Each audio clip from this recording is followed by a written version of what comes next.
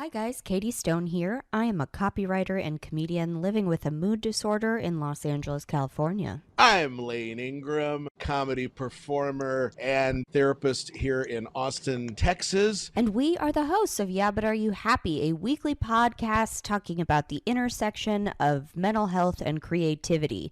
We have a lot of fun discussing really heavy topics in a way that is fun and accessible to our audience, and we're really excited by the community we've collected to be asking us questions and interacting every week. Check us out here on Cold Town Radio every week and at twitch.tv/ColdTownTV every Wednesday. See you guys soon. Captain's Log Supplemental. Here on Research Station Coitus, our subjects are flourishing. The study of human sexuality in space has been a success, with the astronaut couples doing their part to advance scientific knowledge. However, there is one couple, the Launtons, who seem to be at a bit of an impasse. I'm hoping whatever is distracting them gets resolved soon. Derek, hon, I'm filling out the form. Any interest in advancing scientific knowledge tonight? Well, I'm not sure. I mean, I'd like to. It's just that I'm exhausted and you know how I get after I eat popcorn. Right, I forgot. And anyway, haven't we contributed enough to scientific research? Derek, we're supposed to be contributing to scientific research at least once a day. Some of the other research couples are contributing multiple times a day. Oh, well, good for them. I told you when we first started out, I was a sprinter, not a long-distance runner. Just put down that we did the research. Derek, I won't lie on the lab reports. And there's a lot of people who'll be interested in our results. Well, that's kind of the problem now, isn't it? It's a bit tricky to get in the mood for research when you know it's all going to be parsed over for meaning. Well, Derek, that's why we are here. Well, it doesn't help much that you're wearing that bulky spacesuit all the time. Don't you put this on me. I am ready to go whenever you are. Are you still mad about the data verification? Well, did you have to put down the exact duration of our last research? It's data, Derek. You cannot fudge your data no matter how embarrassing. 53 seconds is not the end of the world. Yes, but people won't understand how zero gravity adds to sensitivity, and... No, Derek, people won't care, dear. Well, it's a real thing. Space sensitivity. People on Earth just don't know about it. Listen, the ship's doctor said there are pills available that... No, I'm not taking any pills. That'll go in the reports as well. I don't want to be known as an astronaut who needs the little blue pill. Okay, Derek. Well, I'd like to ask the captain for some advice. Oh, I do not want to go. Well, she said to drop by if we're having issues. I think this qualifies, no? God, why did we sign up for this mission anyways? Okay, this is your quarters. Do we knock or press a button or something? Oh, hold on a second. What is that? Shh. Oh, never mind. Captain Vytek, I hope we didn't disturb you. No. I was just conducting some scientific research. What can I help you with? Derek, why don't you just let me talk to the captain one-on-one? Just some ladies talk. Might be easier that way. Sure, hon. Actually, that would be great. Come in then, Ensign. What a relief. That would have been so embarrassing. Huh. There's that strange sound again. Strange.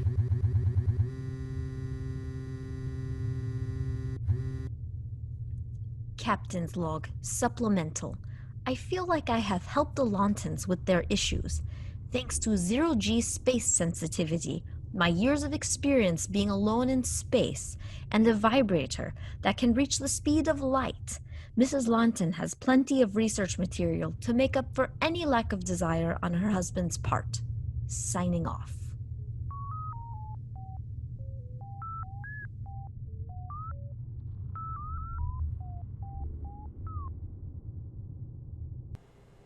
Last week, you talked about your relationship problems for our first online session. How have you been this week, Terry? Not great, Dr. Wagner. Lucy broke up with me. What happened?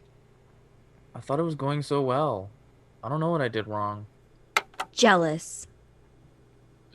What was that? Me, Nala. Nala! Sorry, Dr. Wagner. That was my dog, Nala. I've been training her to use a soundboard so she can talk to me. You trained your dog to talk to you? Yeah, I set up a bunch of buttons that say words when she presses down on them. That's amazing. It's alright. Anyway, the whole Lucy thing felt like it came out of nowhere. Girlfriend. Mad. Terry. Jealous. So it sounds like there was jealousy in this relationship. Maybe a little, but... Girlfriend. Tired. Arguing. Tell me about the arguing. We had our disagreements, but I don't know... Terry. Blamed. Girlfriend. Oh, so you put all the blame on her. Nala, stop interrupting. Terry, it sounds like Nala has valuable insights on your problem. Now, Nala, what did Terry and Lucy argue about? Terry. Jealous. Girlfriend. Friends with. Another man. Was not. Terry. Defensive. Now, don't get defensive, Terry. You're just repeating what my dog is saying. Terry. Never listens. Not to. Girlfriend. Not to. Nala. And not to Dr. Wagner. Ha ha.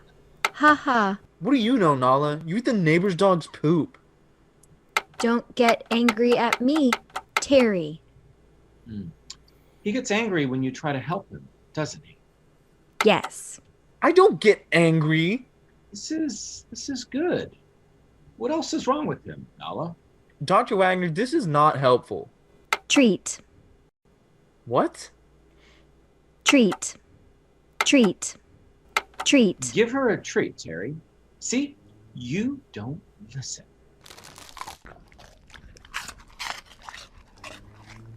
Thank you. See? I'm not so bad, right? Terry, you're not a bad person. You gave her a button to say that? It's cute, isn't it? Good girl, Nala. But you don't listen. Hey, I just gave you a treat. You're quick to interrupt. You get angry and defensive when you feel threatened. You forget to think about other people's feelings. You're not a bad person, but you could use some self-reflection. You're right. Maybe I am too wrapped up in myself. How do I become better, Nala? Outside. Outside? I need to do something outside? Outside. I need to pee. I need to pee. Very true. Don't we all need to pee? Well, Terry, we've made a lot of good progress today. See you the same time next week. I need to pee. I need to pee. I need to pee. I need to pee. Oh, Bernard, I'm ever so bored of our toys. I wish we had something new to play with. We haven't had any new toys at all since this war started. Righto, Anna. Father says that once he's done whipping the Nazis, he'll take us to Angus Green's toy shop to pick out whatever new toy our hearts desire. This terrible war cannot end soon enough. That sounded ever so close. I could feel that one, almost like it hit the house. Did you hear that? That sounds even closer, like it came from that old wardrobe in the corner that has the lion carved on it. Oh, look, it's opening on its own. Why, it's a lion, wearing a crown and a cape. How did you get in there? Children, do not be afraid. I am here to provide a light within the darkness. You talk? And who are you? I am Aslan, and I am offering you the opportunity to come with me to the land of Narnia. Narnia? Where is that? I've never seen it on one of my maps. It is closer than you realize. You simply walk through this wardrobe, and you will step out into the magical world of Narnia. Is there war there? War is rubbish. Well, yes, there is war there, and it has raged for millennia. But that is why I am here before you now. I need you children to lead an army into a war against darkness that I, for unexplainable reasons, am unable to fight myself. That's a lot of work, that is. Fighting a war. Why would we ever want to do that? We're just children. Shouldn't you get help from an adult that knows more about these things? Well, Narnia is a magical place that adults cannot enter. The gateway into Narnia can only be opened by the imagination of children. I can take you to Cair Paravel, where you can gaze across the land from the tallest parapet. Oh, that sounds fantastic. I've never been in a proper castle before. Yes, the towers of Cair Paravel rise high above the land. You can see unobstructed across the sea all the way to the Seven Isles. The ladies in court will adorn you in the finest gowns and jewelry, the likes of which have never been seen in your world. Oh, that sounds ever so delightful. I would love to see this place. Let us go, Bernard. I don't know. Fancy dresses and jewelry are all rubbish. What is there for me? There are many knights in the land of Narnia. They can train you to be strong and mighty. What about guns? Father says I'm too young to shoot his rifle. Can I shoot a gun there? We do not have guns in Narnia, but you can learn to shoot with a bow. The finest marksmen in all the land will be there to train you. How do you expect to have a proper war without any guns? Without guns, you're just tossing sticks and rocks at each other. Well, you would also get to wear the armor of a decorated knight. Oh, you should have mentioned that at first. I've always wanted to wear a suit of armor, just like we saw in the museum. Do you remember that, Anna? Yes, but those things looked ever so cumbersome. I don't see how anyone can physically exert themselves wearing a tin can. Well, there are also all manner of talking animals and magical creatures that inhabit the land. Applesauce! That sounds brilliant. I've always wanted to nick about with a squirrel and see what they get up to all day. All right, I'm game. Why, yes, we have many squirrels in the land of Narnia. Follow me through the wardrobe, and you can experience all that your hearts desire. That sounds wonderful, Bernard. Let's go with him. Wait, you're not a pedo, are you?